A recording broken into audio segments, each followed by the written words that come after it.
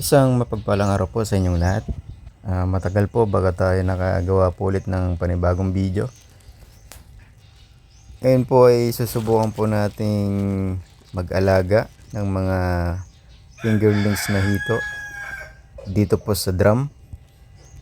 Ito po at may in-order po akong 200 pieces na mga hito. At ang average size po ng mga ito ay nasa 4 to 5 inches. Nabili ko po ito ng halagang 6 pesos. Hinayaan ko na lang po muna na nakababad itong supot ng mga hito para po makadap po sila sa bago nilang lalanguyang tubig kung saan po sila mananatili. Yan, try na po nating buksan at pakawalan ng mga hito dito sa drum na may capacity po na 300 liters.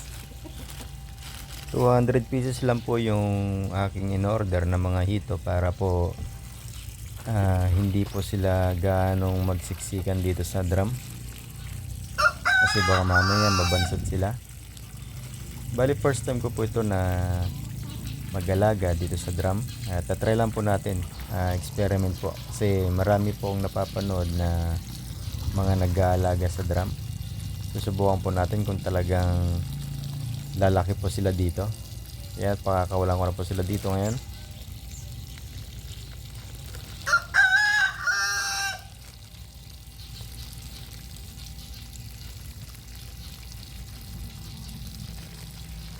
Inulit ko po ang size po ng mga hito na kinabili ay nasa 45 inches at nagkakahalaga po ito ng 6 pesos. Binayaran ko po ito ng halagang 1.2. Nabili ko naman po itong 300 liters na drum sa halagang 2,000. Bubuksan ko naman po itong pangalawang supot. Maganda po itong nabili kong mga hito fingerlings and kita nyo naman na napakaliliks at sana nga ay lumaki sila dito sa drum. Tatry po natin. Kung mapapansin nyo po itong drum po na aking nabili ay may faucet na po sa baba para po dyan ko na po i-drain ng tubig kapag magpapalit na po ako, para mapalitan po itong tubig just in case po na madumi na po ito, para din po mapanatili natin na malinis lagi ang tubig ng ating mga hito. Yan, day 1, papakain po tayo ng pre-starter feeds. Ito pong pre-starter feeds po na to na aking nabili ay isang floating feeds. Mas maganda po kasi na floating feeds ang bibilin po natin para makita natin kung talagang nauubos ng ating mga alagang isda yung ating mga pinapakain. Kasi po yung mga lumulubog na feeds, minsan kasi hindi natin na monitor kung saan, kung hindi nila nauubos sa ilalim ng tubig is nagiging cause po ng pagtaas po ng ammonia ng tubig. Yan, kita nyo naman, masisigla at maliliksi ang ating mga lagat. Mukhang gutom na. Mamaya din po sa video na ito ay ipapakita ko po sa inyo ng kailangan din po natin ng aeration dito po sa ating ginawang pag-aalagan natin ng mga hito dito sa drum para po may supply po sila ng oxygen. Mas maganda po kasi na may aeration yung mga ganitong setup.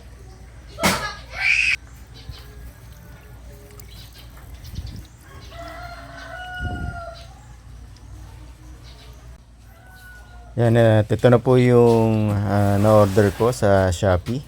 Yung gagamitin kong aerator dito sa drum kung saan dito ako mag-aalaga ng mga hito.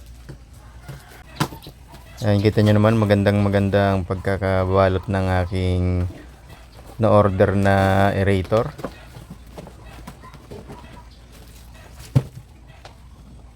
Para sa information po ng lahat, ito ay ang Hilea CP60 AC/DC.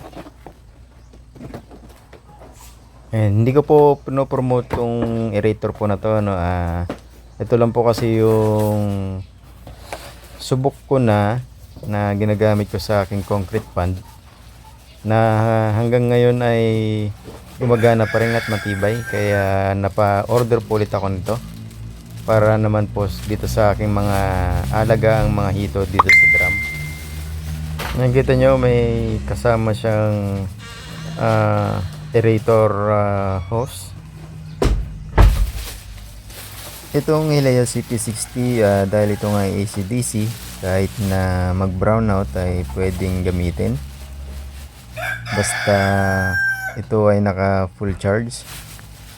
Magagamit ito sa loob ng 8 oras kapag po walang kuryente.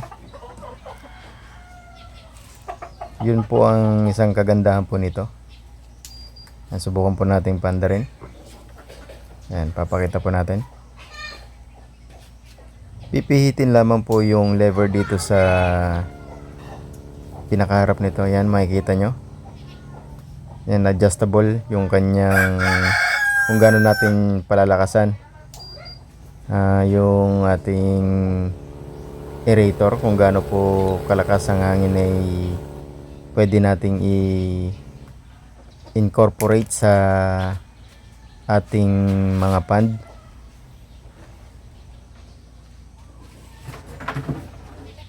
Ito pong gagamitin kong hose ay ang gas hose, yung nilalagay po natin sa mga gasol. Yan, mukhang hindi kasya, medyo maliit ata tong gas hose. Yun, at ang nilagay ko na lang po is yung hose na kasama nung box ng ating aerator.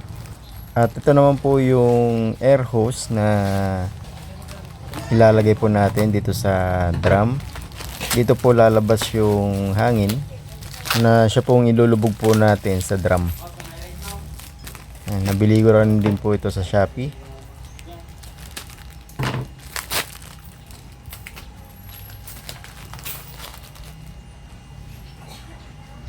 Ganyan po kalaki yung aking in order. Nasa 1 meter. At yan na nga, na install ko na yung mga hose na labasan ng hangin. Susunod naman na yung air hose ay kakabit po natin. Yan, at nakasaksak na po ito sa kuryente. Kung mapapansin nyo po yung sa right side, yung ilaw na red is charging po yon. Yung green na nasa gilid naman ay yung power nya.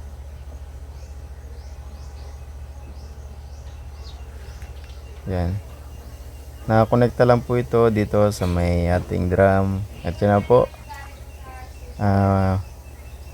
malakas po yung binubuga ng ating aerator, pero nasa kung lang po yan, nasa mahinang level pa lang po yan, pero maganda po yung buga ng ating aerator. Maganda po kasi na may aeration sa mga ganitong setup, gaya nga po ng sinabi ko kanina. Makakatulong din po kasi ito para sa mabilis na paglaki din po ng ating mga isda, at para syempre rin po maiwasan po natin ang mortality. Yan, sana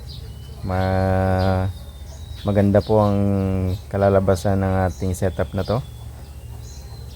Subaybayan nyo po yung aking mga susunod na video para sa mga update.